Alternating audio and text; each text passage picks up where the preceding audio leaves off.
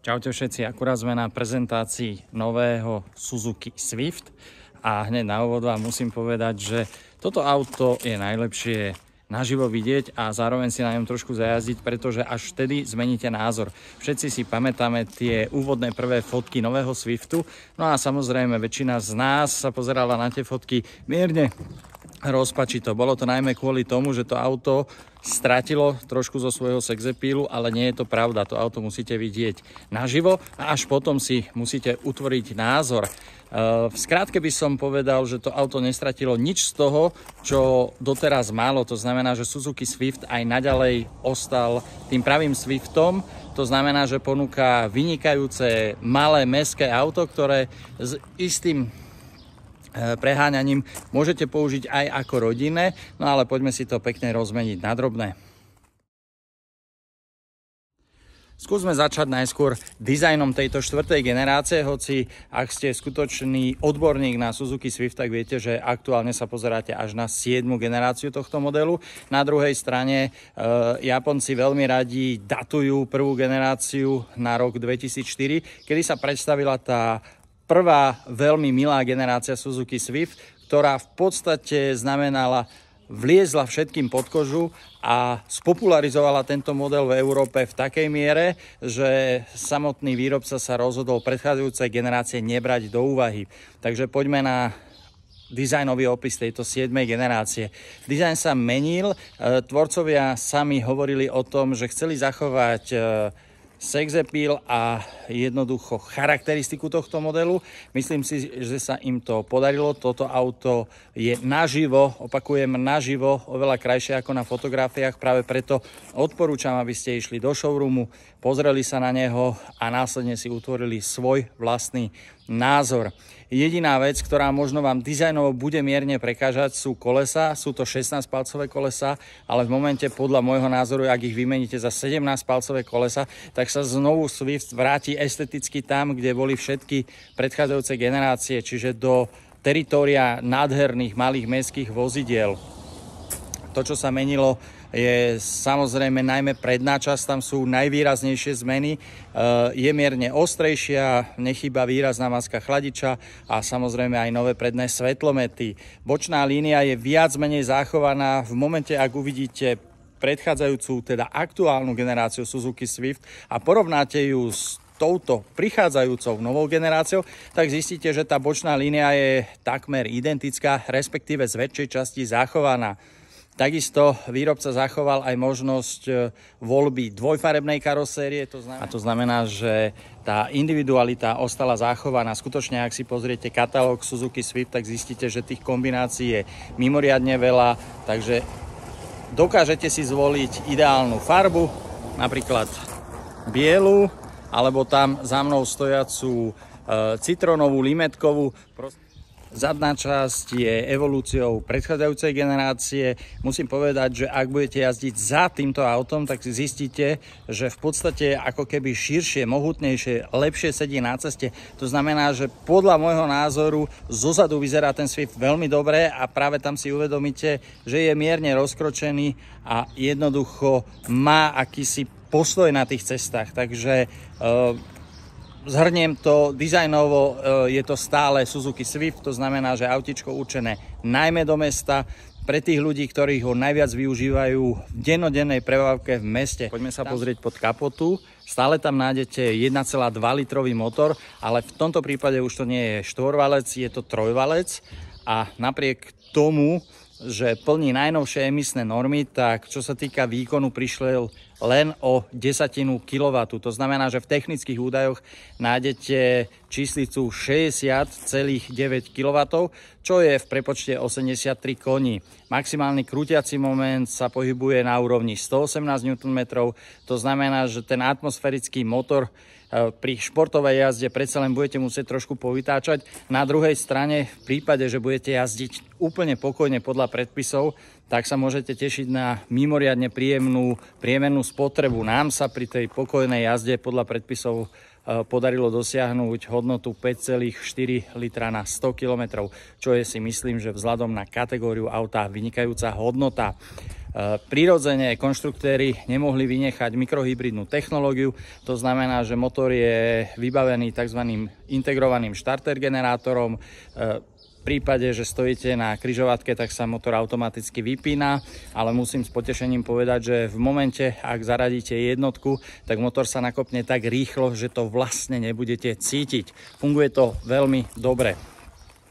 Prevodovka je aj naďalej 5 stupňová, to znamená, že máte k dispozícii 5 stupňov. Čo sa týka vyladenia auta, opäť opakujem, že tvorcovia toto auto najmä posielajú do mesta, to znamená, že vedia, že ľudia kupujúci Suzuki Swift väčšinou žijú vo veľkomestách, využívajú svoje auto denne a do takéhoto prostredia sa v podstate väčšie auto ani nehodí. No a dovolte mi ešte jednu poznámku. Vzhľadom na to, že Japonci si dali záležať na tom, aby Suzuki Swift aj naďalej pôsobil tak hravo ako doteraz, tak musím povedať, že pohotovostná hmotnosť tohto auta sa aj naďalej pohybuje na úrovni 1 tony. Prosím pekne, to sa už dneska nezvykne diať. Toto je malé a zároveň ľahké auto. Práve preto ten maximálny výkon je zábavný, to znamená, že viete sa s tým autom vyzabávať. Samozrejme, nebude to žiadna extrémne športová jazda. Na druhej strane veľmi príjemná, môžete motor vytáčať, jednoducho jazdiť s ním tak, ako sa jazdilo kedysi. To znamená, že ak dneska nájdete na internete mnohé odkazy na to, ako kedysi sa jazdilo s autami, tak toto auto, stojace za mnou, vám práve tento zážitok poskytne.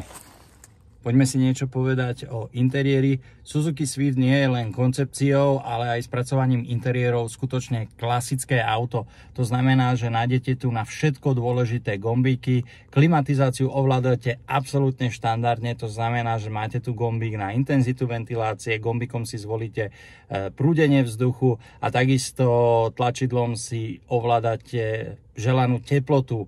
Prístrojový panel je absolútne klasický, má len možno iba jednu zvláštnosť. Okrasný rámik má iba otáčkomer, nemá ho rýchlomer. Je to také zvláštne. Na druhej strane asi tvorcovia chceli poukázať na ten milý športový charakter auta, to znamená, že zvýraznili tak trochu otáčkomer a to, že pod kapotou vám stále pracuje klasický spaľovací motor.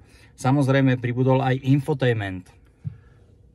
Je to v podstate 9-palcový displej, ktorý ponúka konektivitu. Môžete ju dosiahnuť prostredníctvom klasického dátového kábla, ale funguje aj bezdrôtovo. To znamená, že v prípade, že nemáte radi už káble v aute, tak ich nemusíte používať. Na druhej strane musím povedať aj to, že jediná vec, ktorú možno v interiéri Suzuki Swift nenájdete, je indukčné nabíjanie telefónu. To znamená, že ak si ho chcete za jazdy nabíjať, tak zrejme budete využívať ten dátový kábel. Na druhej strane máte tu na výber z klasického USB A výstupu a nechýba ani USB-C výstup. To znamená, že nech máte akýkoľvek typ telefónu s akýmkoľvek novým dátovým káblom, respektíve nabíjacím káblom, tak si ho tu bez problémov môžete nabíjať. V rámci toho klasicizmu nechýba ani klasická 12V zásuvka.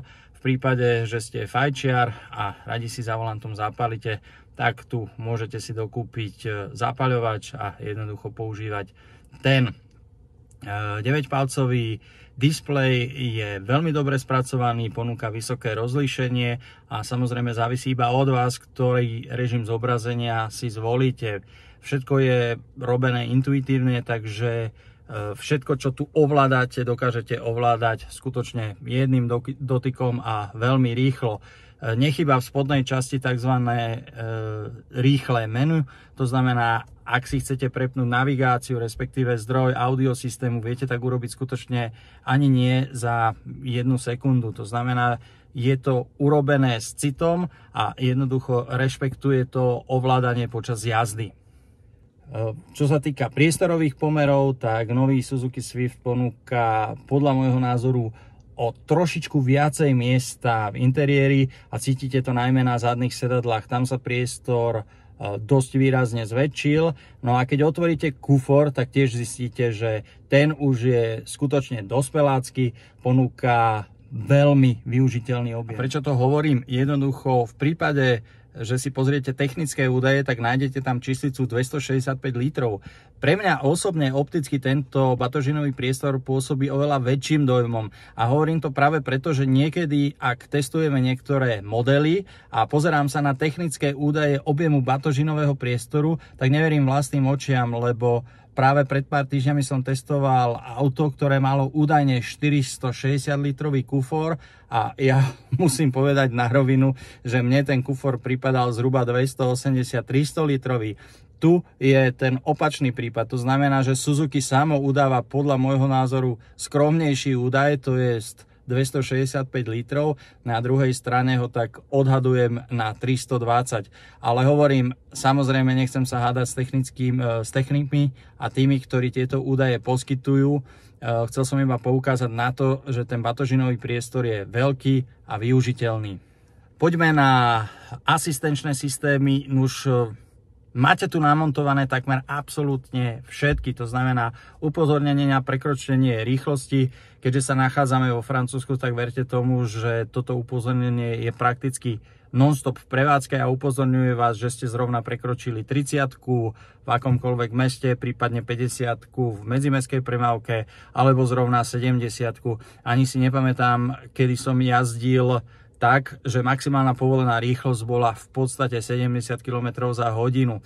Práve preto tento systém tu a v takýchto podmienkách je veľmi vítaný. Môžete ho deaktivovať, ale musím vám povedať, že ten postup je skutočne komplikovaný, respektíve robíte ho cez počítadlo denných kilometrov, kde sa musíte dostať do podmenu a v rámci toho si dokážete niektoré asistenčné systémy deaktivovať. Bohužiaľ, nejde to cez infotainment, musíte to vyslovene robiť cez palubný počítač tohto auta. Nechýba ani udržiavanie jazdného pruhu, konštruktéri sľubujú jemnejšiu prácu tohto systému, to znamená, že skoršie reakcie tak, aby vás vedel udržať v strede jazdného pruhu, čo v podstate znamená, že nereaguje, až keď sa blížite k tej čiare, ale začne reagovať o trochu skôr. Samozrejmosťou je predkolízny systém, to znamená v prípade, že sa blížite do križovatky, nebrzdíte a stojí tam auto, tak vás ten systém dostatočne včas upozorní na to, aby ste mali možnosť zastaviť auto. Novinkou je tzv. Adaptívny tempomat, to znamená, dokážete si nastaviť tempomat, ktorý bude automaticky udržiavať odstup od pred vami idúceho vozidla. V tomto smere sa konštruktéri pochválili tým, že ho ladili najmä na to, aby dokázal tesnejšie ísť za autom a tie odstupy nemuseli byť až také veľké, ako je tomu zvykom u aut s adaptívnym tempomatom. No a napokon nechýba sledovanie mŕtvého uhlu. A v prípade, že vycúvávate na nejakú cestu, tak je aj upozornenie na križujúcu premávku, ktoré funguje veľmi dobre a je to podľa môjho názoru jeden z najužitočnejších asistentov. Poďme na jazdné vlastnosti. Suzuki Swift, ako som už spomínal v úvode, si zachováva tie športové jazdné vlastnosti, to znamená, že podvozok je tuchší, na druhej strane bol zároveň prepracovaný. To, čo sa menilo, je napríklad dĺžka preprúženia alebo dráha preprúženia zadnej nápravy a tým pádom by to auto malo byť komfortnejšie najmä na tých zlých cestách, aké ku podivu sa nachádzajú aj vo Francúzsku. Nie sú tu cesty tak dokonalé, ako si možno myslíme. Na druhej strane v prípade, že jazdíte alebo radi si zajazdíte, tak tento podvozok vás poteší, lebo je síce mierne tvrdší, na druhej strane je tam aj nejaká rezerva na ten komfort. No a v prípade, že chcete maximalizovať ten zážitok z tohto auta, tak vám s potešením musím povedať, že verzia 4x4, teda s pohonom všetkých 4 kolies prostredníctvom viskoznej medzinápravovej spojky ostalo zachované. A to znamená, že ak si chcete dopriať malé auto, ale s pohonom všetkých 4 kolies, tak Suzuki už patrí medzi Suzuki je jeden z mála výrobcov, ktorý vám takúto verziu dokáže vyrobiť a zároveň predať. Takúto verziu sme samozrejme mali k dispozícii tiež, no a nedalo nám trochu ju vyskúšať aj na tej šotoline, takže rozjazd vyzerá takto a zároveň trošku sme sa aj vyzabávali, takže áno, Suzuki Swift bude mať aj naďalej verziu 4x4, čo je super a my osobne dávame za to palec hore. A čo sa zrýchlenia a maximálnej rýchlosti týka, tak v podstate toto auto zrýchluje z 0 na 100 km kombinované s klasickou 5-stupňovou manuálnou prevodovkou za 12,5 sekundy. V prípade, že sa rozhodnete pre bezstupňovú prevodovku CVT, tak ušetríte vyše pol sekundy, tam je zrýchlenie za 11,9 sekúnd. Poďme na samotnú cenu. Tá ešte nie je zverejnená. Jediné, čo by ste sa mohli dopátrať, je rozdiel ceny predchádzajúceho modelu versus tohto nového. Už pri vymenovaní výbavy tohto auta je jasné, že bude drahšie. Napokon Európska únia predpisuje povinné niektoré systémy a je ich tu skutočne dosť. Na nemeckom trhu je rozdiel medzi starou a novou generáciou na úrovni 760 €. Aká bude cena na Slovensku, neviem. Myslím si, že tento cenový rozdiel medzigeneračný je maximálny. To znamená, ak sa pozriete dneska na ceny aktuálneho modelu Suzuki Swift, tak si prirátajte zhruba tých pár stovák eur, o ktoré bohužiaľ tento model musí byť drahší. Na druhej strane stále ide o mimoriadne atraktívne a najmä dobré mestské auto.